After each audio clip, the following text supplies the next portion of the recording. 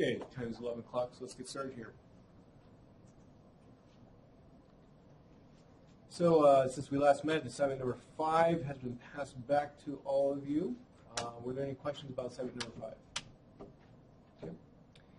I talked to Pavel a little bit more since his visit to our class on Monday. One thing that Pavel said to me that I wanted to pass along is that he ends up working about 35 to 40 hours a week, so that's a good reasonable number.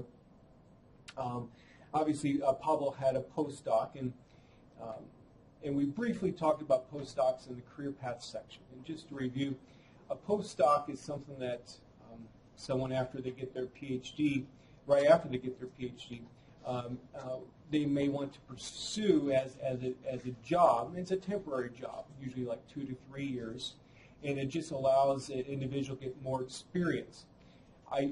These kinds of jobs are most beneficial for those who want to go into academics, but definitely in statistics itself, you do not need a postdoc to go into academics. This is not necessarily true in other disciplines. In some other disciplines, you are essentially required to get a postdoc before you could actually go into being a professor someplace. That's not true in statistics. There's really not a whole lot of postdocs out there. I personally think the one that Pavel has is probably one of the best that a student can get, even though he was saying, well, the people here are not necessarily concerned with academics in terms of preparing one for a job for that. Still, he has a position where he can do whatever he wants, essentially. And so he has 2 or 3 years to get publications out, and that's the name of the game when it comes to academics if you're in a research-oriented position. Plus, he also has ways to develop collaborative ties with people who he's working with there, and also come up with new research ideas with the people he's working there. Now, for statistics, PhD graduates, why would one choose a postdoc? Well, I see 2 main reasons, and that is maybe you didn't get the kind of job offer that you wanted in academics. So maybe you wanted to go into a research position, but you didn't get a research position type of academic offer, so you could do a postdoc. In the past, just to give you a little bit of history, in the past, new PhD graduates in that situation typically took a visiting professor position. And visiting professor positions are still out there, but I don't see them as much as maybe once they were, or they once were. Now, a second type of reason why a new PhD graduate might want to get a postdoc is if they are an international student. The reason being is because there are certain immigration quota limits for international students who want to remain in the United States after graduation and want to go into industry. Those limits are not present in academics. And so what an international student might do is go get a postdoc someplace for a couple years, see if maybe they can then get an academic position. So those are the 2 main reasons, or 2 main scenarios that a student might see themselves in order to want to get a postdoc. Any questions about that? Okay.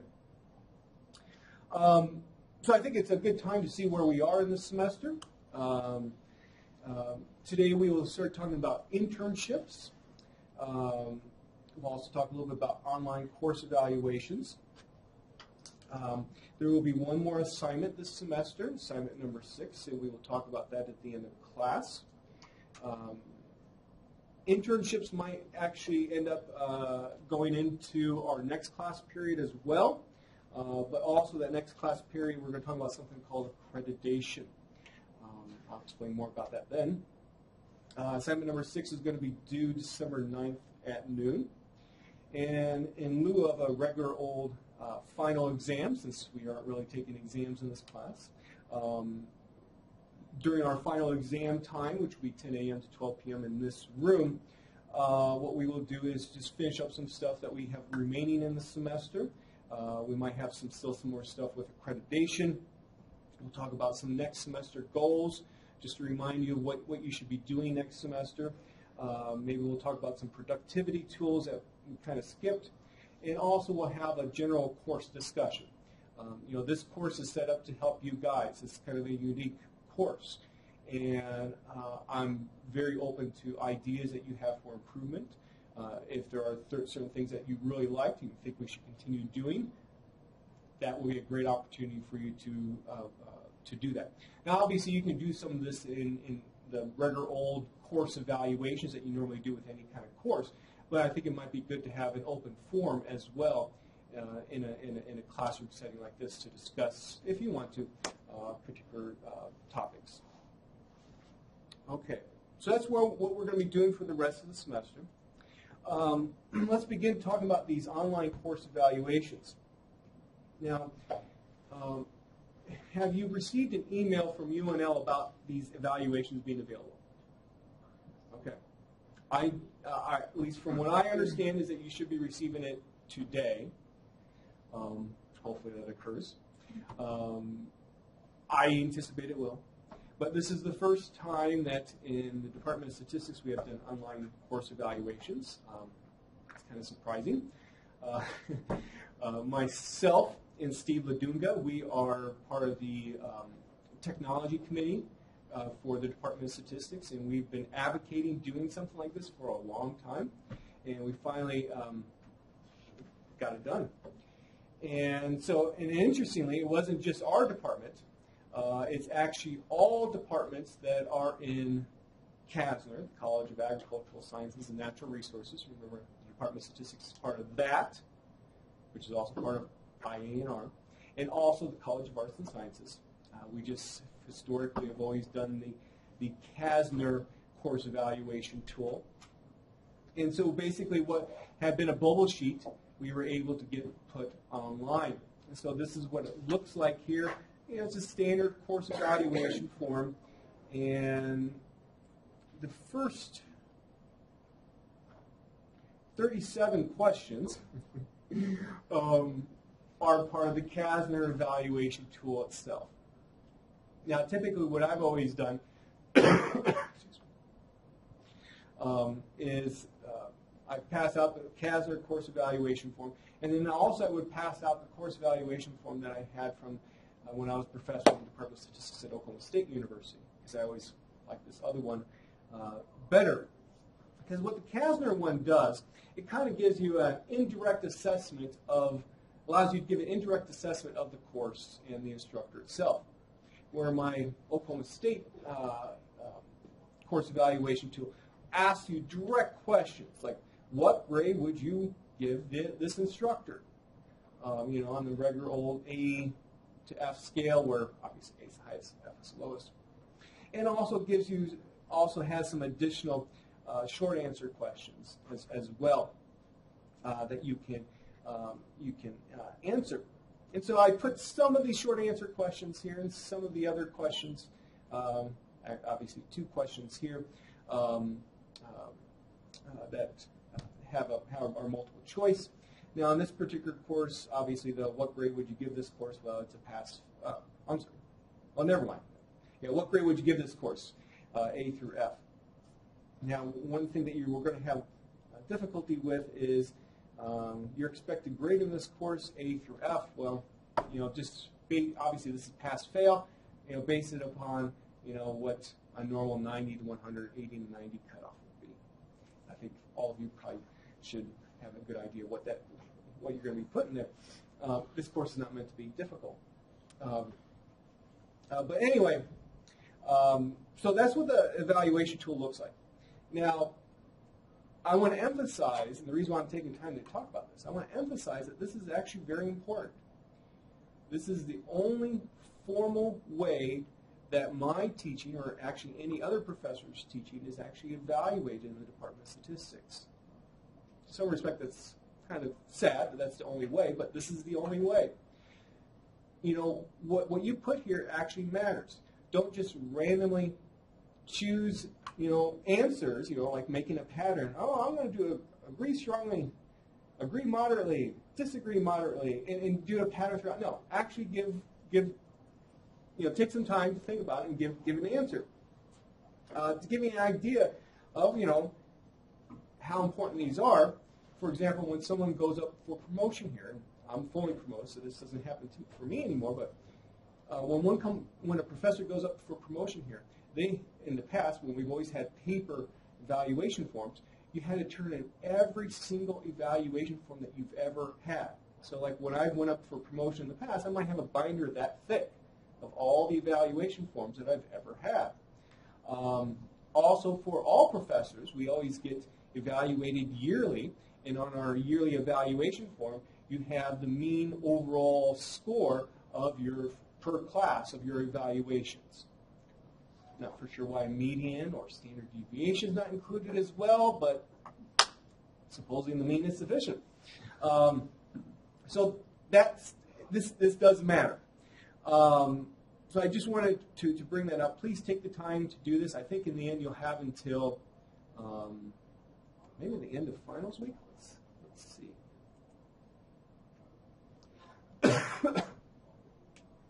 Yeah, you'll have until, it looks like, December 18th to actually finish it. It's kind of a long time. So get it done early, okay? Don't put it off. Also, I hope that you've enjoyed this class. This class is not a standard, regular old class. This, as I said, of all your classes that you're taking, this one is really, meant to really benefit you, not just, in terms of being able to derive a theorem, but, to be able to set you up for success later in school and also in your career. And, we've talked about a number of topics that, like going to JSM, for example. These kinds of topics in most departments of statistics are taught kind of as you need to know. So maybe your PhD students working on your dissertation, and that's when your advisor will sit you down and tell you a little bit about JSM and what to expect. That can work. The problem is that very often, if you look at all the topics that we've discussed here, a lot of those topics are not discussed between, let's say, the advisor and the student. It's not necessarily a bad thing that the advisor is doing, but the advisor, you might think, okay, you've picked this up on your own already, I'm not going to bother telling you about it. Or, the advisor doesn't necessarily know, oh, you need to know that little fact that will help you out. Or maybe a student doesn't know to ask. And so the traditional philosophy is to teach these topics on the fly. And what we've decided to do, and this is similar to what the University of Iowa does, is actually teach them all up front.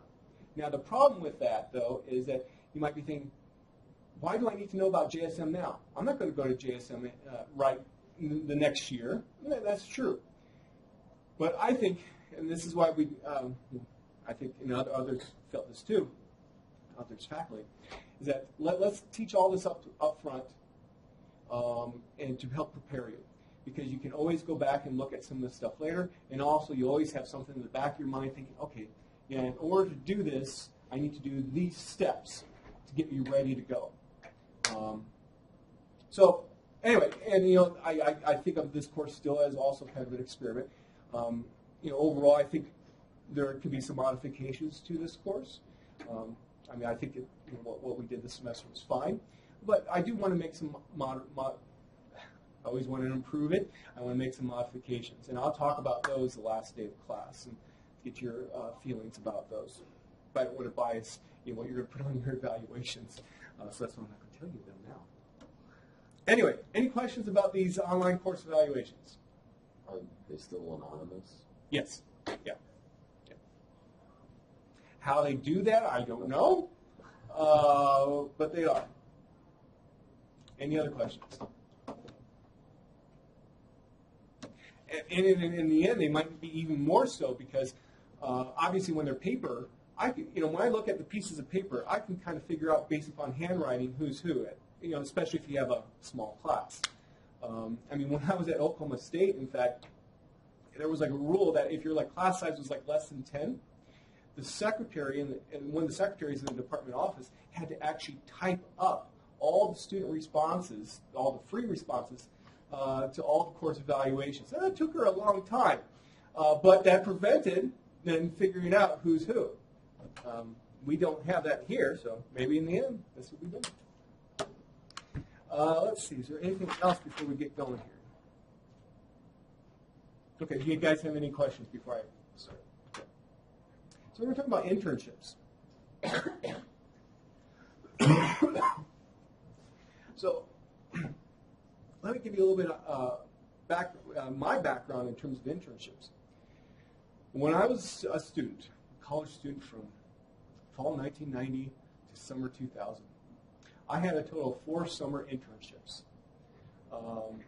2 actuarial when I was an undergrad, or right after I got finished as an undergrad, and 2 as a statistician.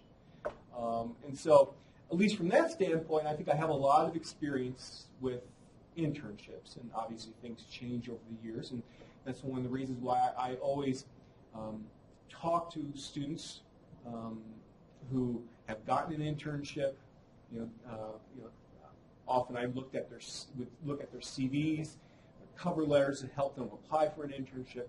Talk to them after the internship, as well to see how it goes. To find out stuff like salary and stuff like that, so I can pass that information on to students.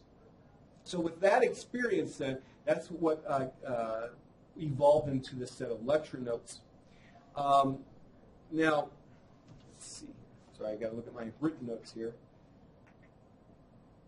I strongly encourage all of you to pursue getting an internship. For most of you, this is your basically your first year of graduate school, and that between the first year and the second year of grad school, that's the most difficult time to find an internship, because obviously you have the least amount of experience that you will have during your entire graduate career. But our students in the past have been able to get internships. When I was a student, I wasn't able to get an internship that first summer. I think I only ended up having 1 interview total. My internships came after my second year, so basically right after I got my master's degree, and then during my 3rd year, or between the 3rd and the 4th year that summer. I did not pursue internships after that because I wanted to concentrate on doing my dissertation, and also at the time we had a PhD comprehensive exam that basically I spent about 500 hours during the summer studying for. You don't have an exam like that here. Our comprehensive exam is different, as most departments have changed their comprehensive exams since then. So I encourage you to do it. Now, I understand that maybe due to family reasons or or other reasons you might not be able to pursue getting an internship, but if you can, really try to get it. For every single one of my internships that I had, when I came back, I felt as though that I had to step up on other students who didn't do that, especially my statistical internships. I had gained, basically I've been working 40 hours a week for 12 weeks or so during the summer, and while my friends, maybe they taught a class or just hung out, which is fine, but obviously all that experience, maybe 500 hours of experience of working during the summer, that's really going to put you ahead of the game. And then when you come back in school, and you can apply that stuff that you learn in your courses and then also in your teaching, in fact. Let's see.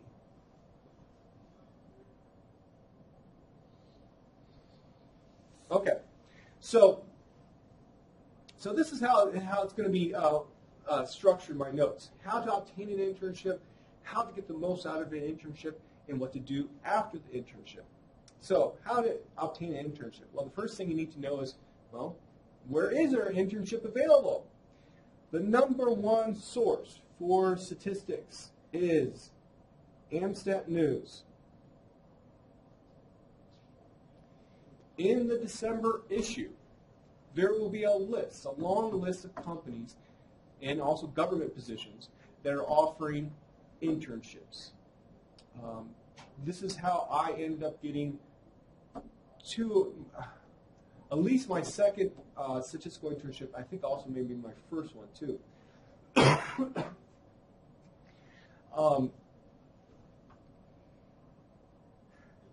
Now, let's see here. This information will also be posted on their website. So what I recommend that you do on December 1st, this is probably when this information will come out, is you go to the AMSAT News website and actually take a look to see if it's posted. Now there's also, I have put this actually in the,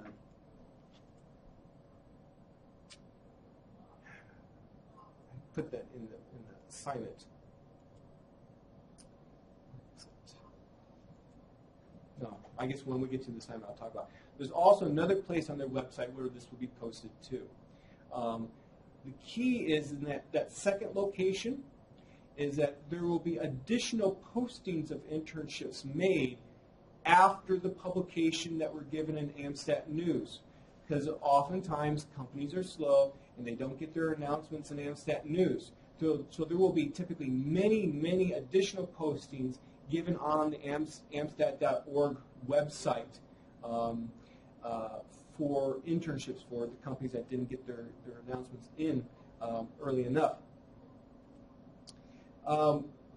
Now, the earliest deadline for an application is usually late December, where the latest deadline is late April, where you see most of them like January, February kind of a deadline.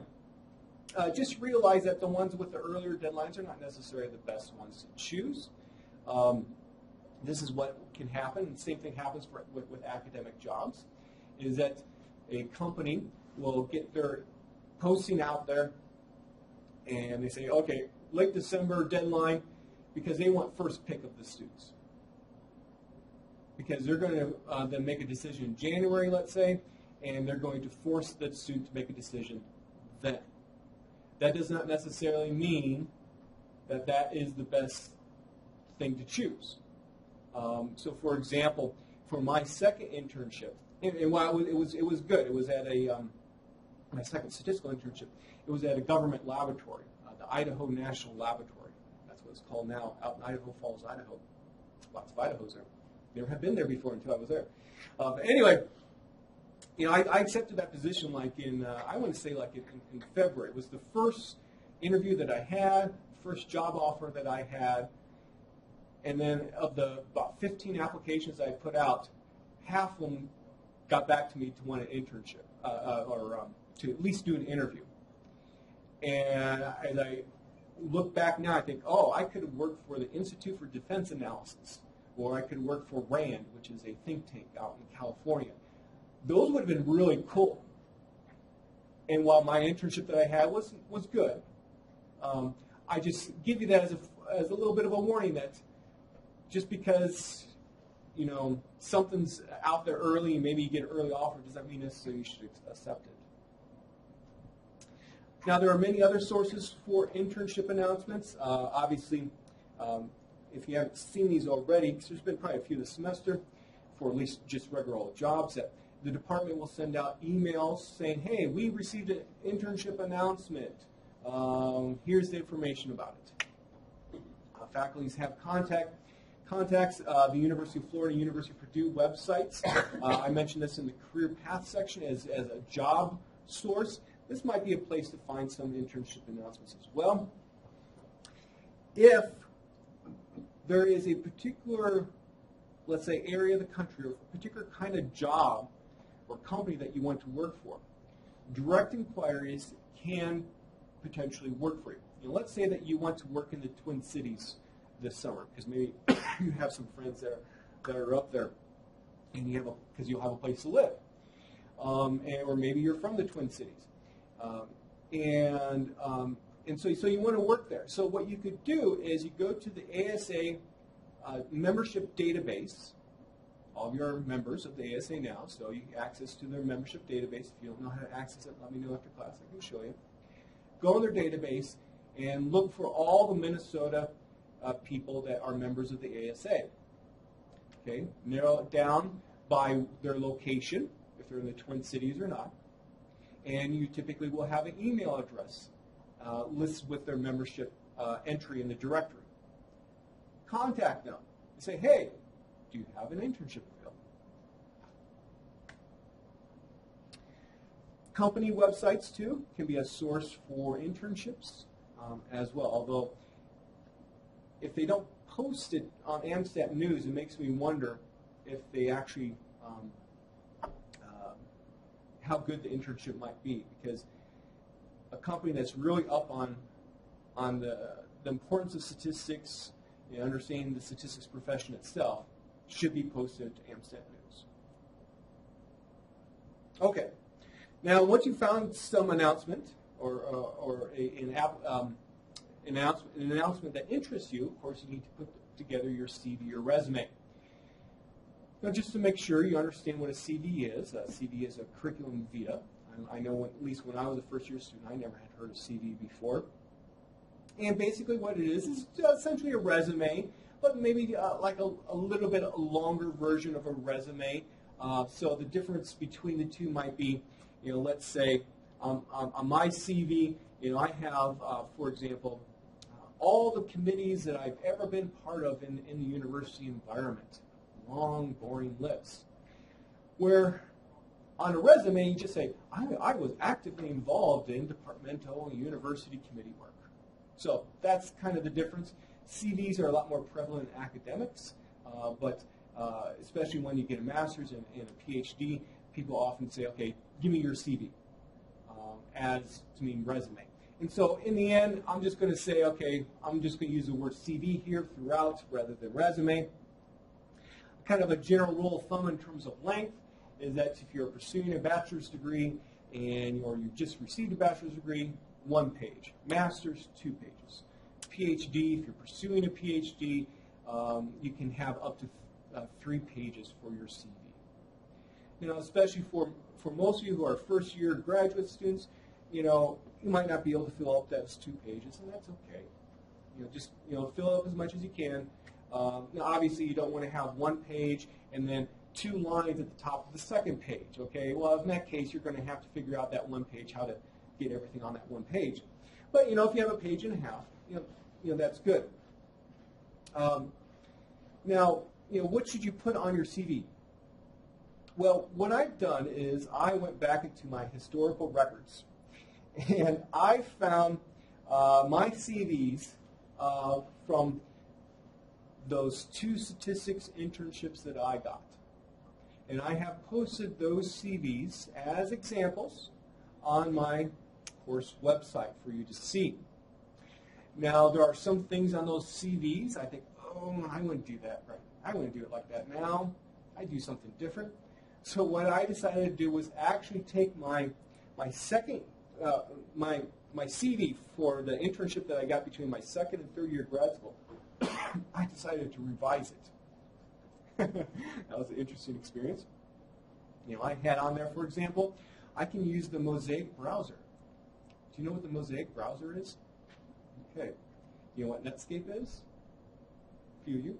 Well, Netscape was one of the original internet browsers, web browsers, I should say, the www. Mosaic actually came before Netscape. Okay? And the people who were doing Mosaic, they wanted to make some money off of it, so they formed Netscape. Anyway, so yes, I have that on my CV. Obviously I put a lot of stuff out there. If you're going to look at just one, look at my revised 2nd year CV. When would this be constructed? Well, basically, it would have been about, winter break during my 2nd year. To give you some perspective. So, and you'll see how I divided everything up. But I just want to briefly talk about the sections that you should have on your CV. Now, obviously, you need to have your name and address, despite me forgetting to put that there. So you should have right at the top your name and address. All of you probably constructed a resume before, but it doesn't hurt to go through some of this stuff. State an objective of what you want. You want an internship. Okay. Somewhat debatable whether or not you really need to put an objective, because with a resume or CV, you always will have a cover letter with it, which essentially states what your objective is. Why are you sending this to people? So it's somewhat debatable. I usually include an objective. Now, one of Now, you typically will want to organize your CV so that you put the best parts of yourself up front first. And so for most of you right now, since you probably have not had a lot of experience outside of schooling, is your education. So you put your education there, you talk about your degrees, your GPAs, and other academic items. Like for me, for example, I had passed 4 Society of Actuary exams when I was an undergraduate, so I would have that there. Even though I was going for a statistics internship, that still shows that, hey, I can do this. I'm knowledgeable. I can actually go ahead and take one of these difficult exams and pass them. Obviously, you can put your work experience too, other internships. Most of you are TAs. Well, this would be an excellent place to put this. Really highlight that, and what you've done. Especially talk about it from the perspective of also what you're going to be doing next semester. I know for those of you who are TAs, you haven't had a whole lot of experience of actually teaching in front of a classroom. But next semester, most of you will have a lot of experience doing that. Highlight that, because that shows that, if you could do that, then, when you're expected in a job to actually do a presentation, which will happen a lot of times, you have that corresponding experience.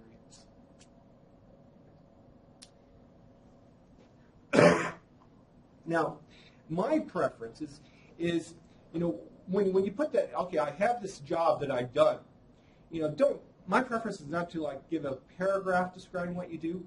Rather, I prefer to actually give bullets. So that and usually start with an action word, some kind of verb, each bullet describing what you've done on the job, where I usually try to limit myself to about 3 bullets.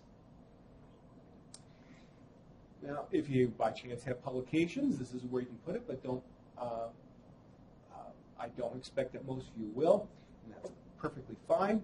If you've done presentations, I know some of you, for example, have went to some professional society meetings in the past. Hey, make sure you put those presentations down, because again, that shows that you can stand up in front of people and discuss some stuff. Put it in a non-technical way.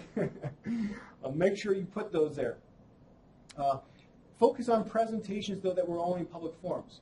If you had to do a presentation in some class don't put those there. Ones that are in public forum, like at a joint statistical meetings, a Department of Statistics seminar and stuff. Those are the kinds of presentations that you put there that anybody could go to, not ones that were in a classroom setting. A strength that many of you may have is computer experience. Now, obviously, most of you are taking Stat 810, so you can talk about R. You can say that you have experience with R, you have experience with SAS, you have experience with LaTeX and LIX. Other experience that you have, make sure you put that there. I know, like with some of my internships, one reason why they chose me is because I had experience with a VAX system.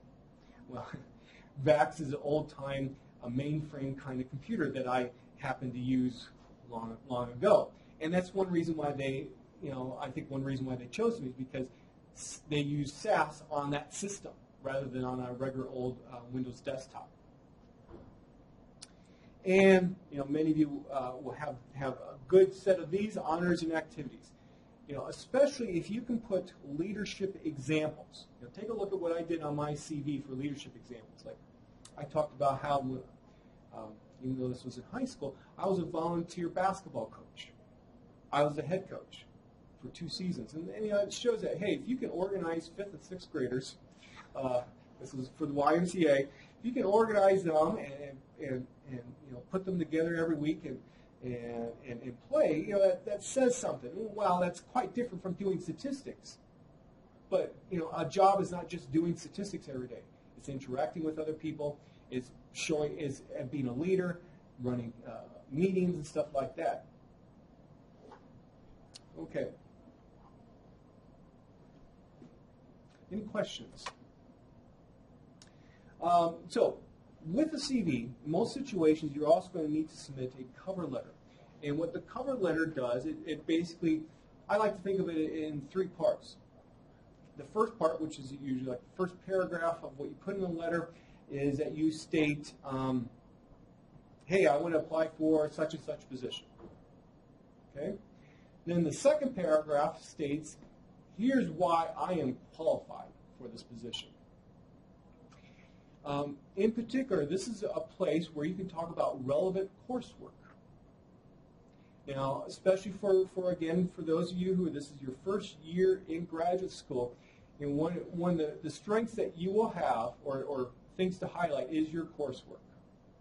Okay? Because you don't have publications, you don't have as many presentations yet. It's the coursework. And so, let's say if you're applying for a job at a pharmaceutical company, and let's say you were able to get a course on pharmaceutical statistics. Oh, okay, that's something that you can put.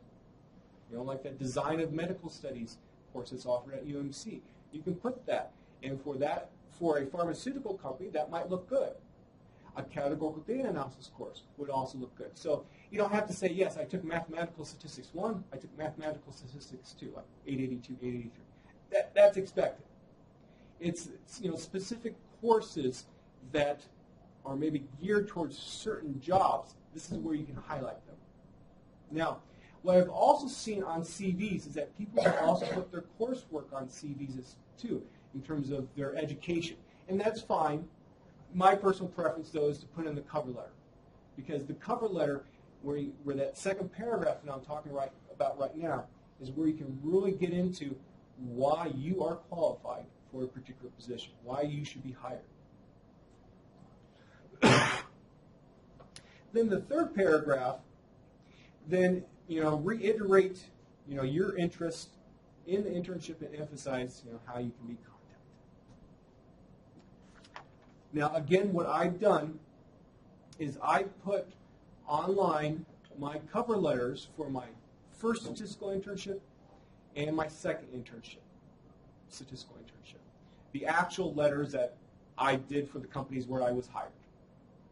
Also, as I look back at them, some things make me cringe.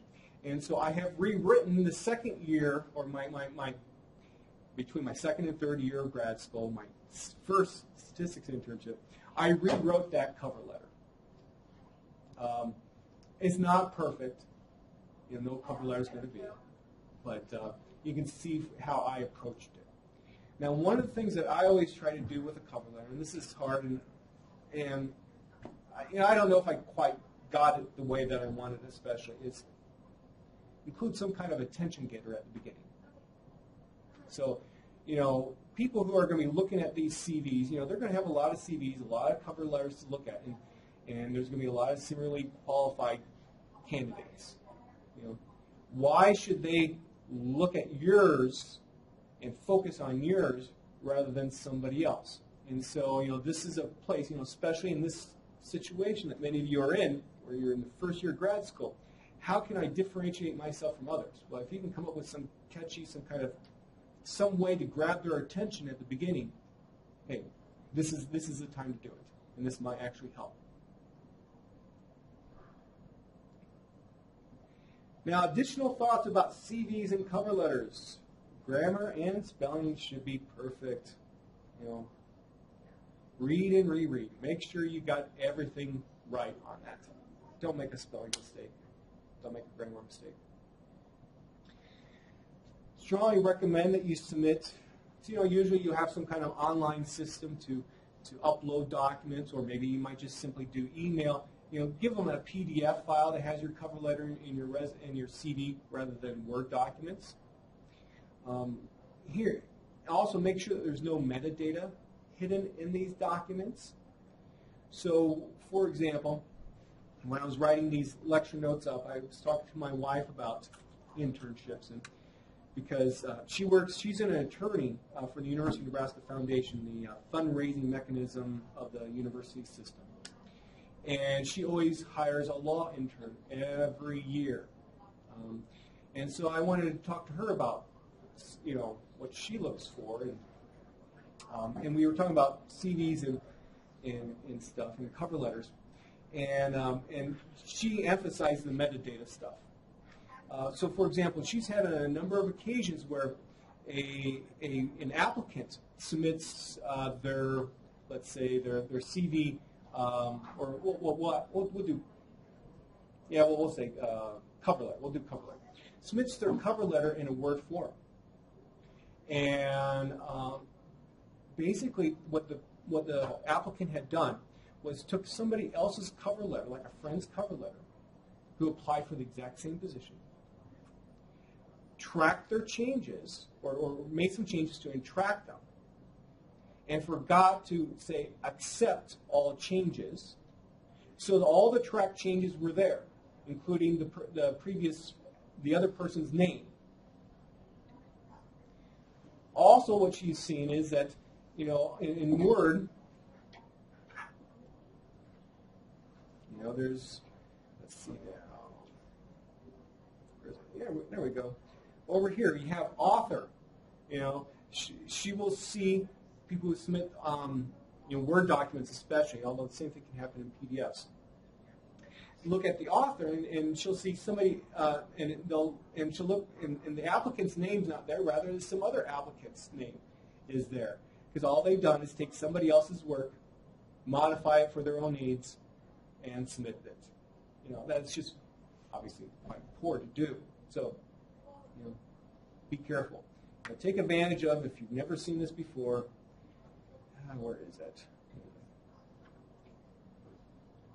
So in Word options, did I miss that? Where is it? There we go. I'm sorry. Click on File. Check for issues. Inspect document, where you're looking for that metadata right there, and then delete it out. Have someone else critique your CV, your cover letter. I often have documents that are not necessarily too statistical. I often have my wife still critique my own documents, and while it bothers me when she finds stuff, there's usually some stuff like that she will find, and I think, oh, I'm so glad I had her look at it, because now I'm going to make this change. So it's always good to have someone else critique it. You can disagree with them and not pay attention to what they said, but typically they will find something that you are glad that they did. And in academics itself, dealing with criticism is just part of the game.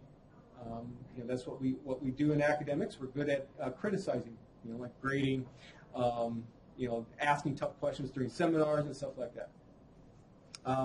Read the cover letter out loud to make sure it sounds correct. Make sure you have a consistent style in your CV. Like, let's say if you're using bullets, sometimes you use circles, other times you use squares. I find that annoying.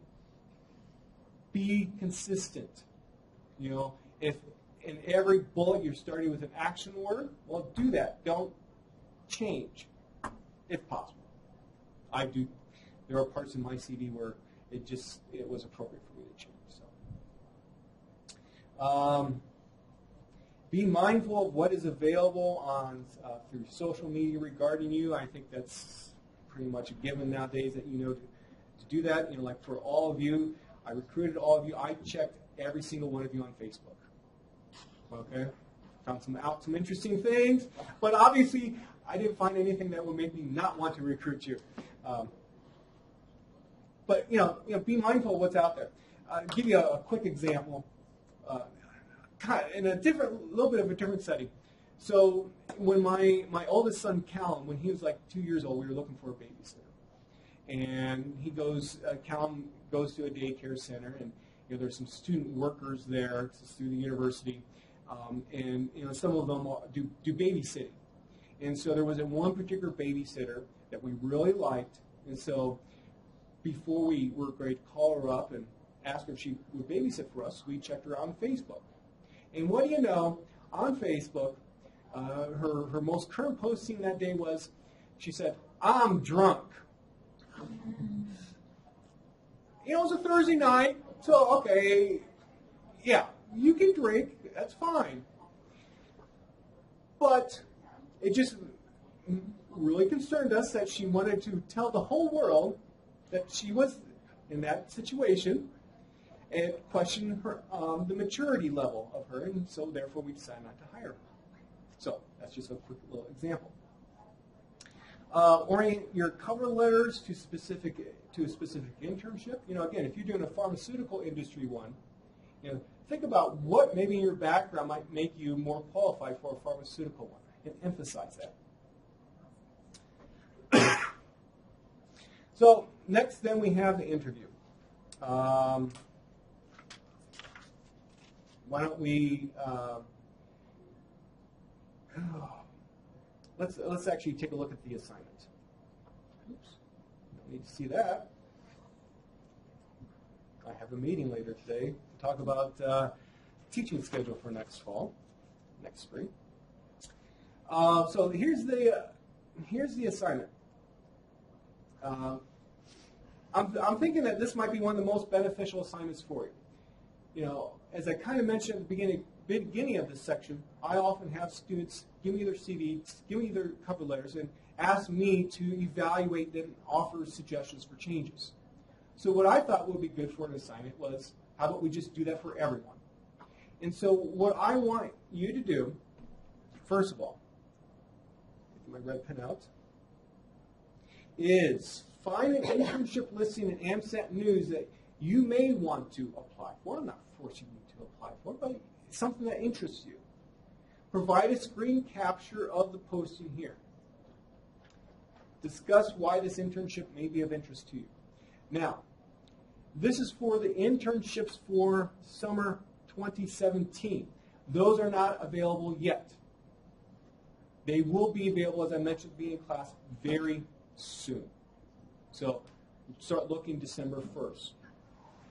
So I've already shown you the location on for AMSAT News where they will be posted. And here's how you can get to the other place that they post them. So if you go under Education, Statistics Students, Internships and Fellowships, notice it says 2016. Well, that should be updated soon. Okay. But check both places. They might not necessarily post stuff immediately right here. I would imagine AMSAT News will be the first place that they post it. Okay? Key is this right here, as I was mentioning before, additional internships. That's for the ones that did not make AMSAT News. Always take a look at that. That will be updated throughout the spring.